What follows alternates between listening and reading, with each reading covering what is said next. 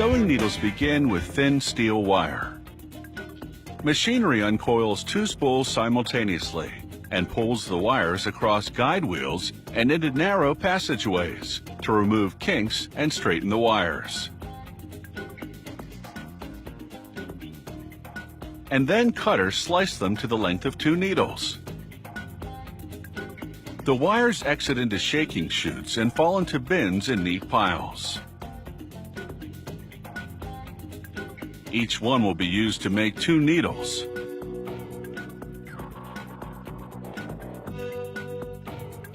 This grinding wheel turns, and at the same time an overhead wheel revolves in a different direction to bear down on the ends of the wires and grind them to a point.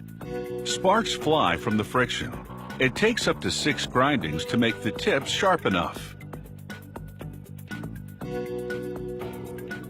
Then the wires head down the line to a series of stamping machines. The first one flattens each wire at midpoint to form 2 needle heads. The next stamping device punch cuts 2 eyes, 1 in each head. The third machine cuts the wire in 2 and trims excess material from around the needle heads. The needles fall into a bin. In 3 quick steps, this steel wire has been transformed into 2 sewing needles. Next, they toughen the metal by first baking the needles in an oven and then quickly bringing down their temperature. The temperature shock hardens the needles. They cover the needles with glycerin oil and a polishing powder. They wrap them in a bundle of plastic and cloth and stitch it up. They roll a layer of leather around the bundle of needles. The package then goes into a special rolling mill. It spins in this machine for 2 days. Inside, the needles agitate with the polishing ingredients and they emerge looking much smoother. Then it's into a washing machine for a scrub with soap and water. This removes the polishing residue to prepare them for electroplating.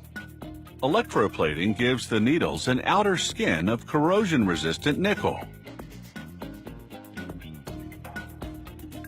The needles now move forward into a sorting system that ensures the needles are pointing in one direction. An inspector examines the needles for flaws and sorts out the defective ones. They dip the eyes of some needles in a gold bath and apply an electrical charge so the gold gravitates to the nickel and adheres. A little gold around the eyes makes them stand out, so these needles should be easier to thread. Meanwhile, the production of pins is well underway. Gas jets melt glass into tiny dollops, which stick onto the tops of the pins as they roll by. The glass hardens in seconds, going from transparent to opaque. These glass-headed pins are now ready for hemming and other sewing jobs.